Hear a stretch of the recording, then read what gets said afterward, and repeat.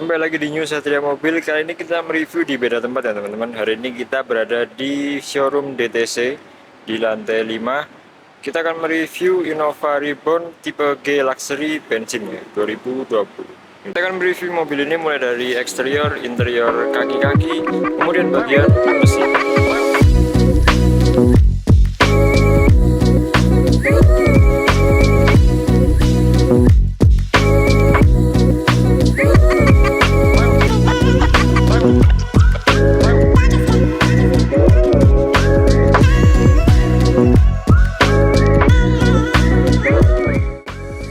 Kita mulai dari eksterior dulu. Untuk warna mobil ini adalah putih metalik. Untuk kondisi bodi terawat, siap dipakai, dan juga tidak ada bekas tabrak teman-teman di bagian depan. Ini tampak depannya seperti ini, tidak menggunakan body kit ya, sekali lagi tidak menggunakan body kit. Ini tampak depannya seperti ini, tampak samping sebelah kiri. Udah ada footstepnya juga di bagian samping ya, ada footstepnya juga di bagian samping, di bagian belakangnya. Ini dia untuk tampak bagian belakang. Saya lagi ke samping sebelah kanan, sama di bagian sebelah kiri dan kanan udah ada footstep nih di bagian samping. Oke, seperti itu untuk bagian bodinya. Kita lanjut bahas kaki-kaki. Untuk kaki-kaki mobil ini menggunakan velg standar dengan ring 16 dibalut dengan ban kondisi sekitar 80% ya teman-teman. Jadi bannya masih ada kembangannya, sudah siap pakai juga. Kita kasih lihat, nah, dia kembangan bannya. Nah, seperti itu. Untuk pengereman belakang masih menggunakan tromol, dan yang depan sama menggunakan ring 16 standar dibalut dengan ban kondisi 80 ya. Untuk pengereman depan sudah menggunakan kaliper seperti itu teman-teman. Untuk bannya sama 80%, kondisi kembangannya masih ada. Lanjut bagian perlampuan. Untuk bagian perlampuan ini standar ya, belum menggunakan LED proyektor, jadi semuanya masih menggunakan bohlam di bagian lampu utama, kemudian lampu DRL dan juga lampu senjanya masih menggunakan bohlam semuanya. Kemudian juga sudah ada fog lampnya juga masih bohlam, dan sennya juga masih menggunakan sama di kedua sisinya di bagian depan. Untuk di bagian belakang masih sama menggunakan bohlam, full bohlam. Dari lampu rem, lampu mundur, kemudian lampu sen masih menggunakan bohlam. Seperti itu aja teman-teman untuk bagian eksteriornya. Kita lanjut ke bagian interior. Oke, ini bagian interiornya. Ini tampak mobilnya seperti ini. Bagian tengah ada head unit, touchscreen, jok depan, kemudian jok bagian belakang. Kita bahas satu persatu ya. Kita mulai dari kemudi dulu. Untuk kunci mobil ini masih standar teman-teman, seperti ini. Nah, masih standar, masih menggunakan kunci. Jadi kuncinya dilipat ke dalam remote seperti ini. Jadi udah ada kunci dan juga include dengan remote. Kita nyalakan langsung aja ya, tanpa berlama-lama. Kita nyalakan ya.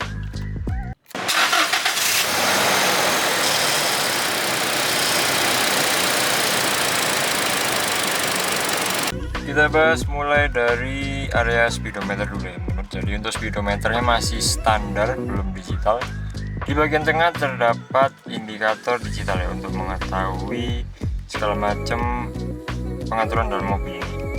Untuk kilometer, mobil ini ada di angka 20.000 km dengan service record dari Toyota ya. Jadi service recordnya masih berfungsi dengan baik. Kita mundur sedikit ke bagian setir. Untuk setir mobil ini sudah built-in dengan audio control ya. Di sebelah kiri ini volume up, volume down, menerima telepon yang tersambung ke bagian head unit. Itu untuk di bagian kanan kosong aja, hanya ada tombol display untuk mengatur di display bagian speedometer. Nah, seperti itu. Oke, untuk bagian setir standar begini aja.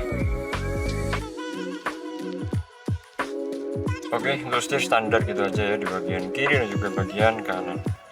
Kita lanjut ke bagian head unit. Head unit pada mobil ini sudah menggunakan full touchscreen ya teman-teman. Nah, seperti itu, full touchscreen. Head unitnya kecil di bagian tengah sini aja teman-teman. Bisa diatur dari sini. Kita kasih contoh. Kita bisa atur di bagian setir. Cukup kita berlanjut ke bawah. Untuk AC masih menggunakan manual ya, tombol seperti ini, belum digital, tapi sudah double blower ya teman-teman. Jadi ini sudah double blower dan masih manual tapi double blower. Seperti itu untuk bagian AC. Turun sedikit bagian bawah. Untuk bagian bawah standar aja, hanya ada tombol power mode, eco mode, dan juga ada indikator airbagnya. Kita turun sedikit lagi bawah. Ya, untuk transmisi mobil ini masih manual ya teman-teman. Transmisinya masih manual, belum automatic. Kita lanjut ke bagian jok. Untuk jok mobil ini standar, belum dilapis dengan cover kulit. Ini untuk joknya warna coklat gini aja. Ini. Untuk kondisi joknya masih terawat dengan baik, belum ada jebol atau jahitan yang robek. Untuk busa masih empuk, jadi masih bagus ya untuk joknya, sama di semua sisinya. Di bagian kemudinya, bagian belakang juga. Oke, saya rasa cukup untuk di bagian depan ya, interior bagian depan. Kita lanjut ke bagian belakang. Oke, ini dia untuk bagian belakangnya ya. Kita sudah berada di bagian belakang seperti ini. Kita bahas jok dulu. Untuk jok sama ya kayak di depan, masih menggunakan jok standar warna coklat seperti ini aja. Jadi masih bagus untuk kondisi joknya, masih awet juga. Jahitannya tidak ada yang robek atau jebol ya. Ini oke. Untuk space masih ada jarak ya. Saya selonjor, masih ada jarak lebar di bagian space-nya ya. Bagian space-nya masih ada jarak, jadi masih cukup nyaman di bagian belakang. Udah double blower juga teman-teman. Nah ini dia AC-nya, masih menggunakan tombol seperti ini, belum digital.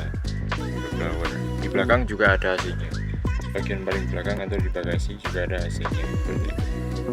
Oke, saya rasa cukup dari bagian tengah. Kita lanjut ke bagasi aja ya. Oke, ini dia untuk bagian bagasinya.